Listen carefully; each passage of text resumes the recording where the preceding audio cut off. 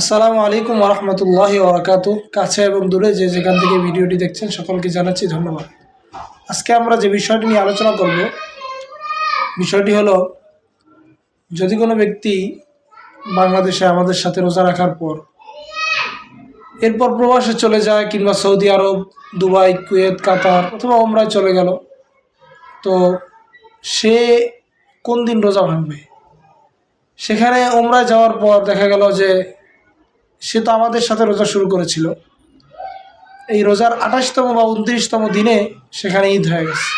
তাহলে সে তাদের সাথে ঈদ শুরু করবে এবং তাদের সাথে ঈদ শুরু করার পর ঈদটা তাদের সাথেই উদযাপন করবে।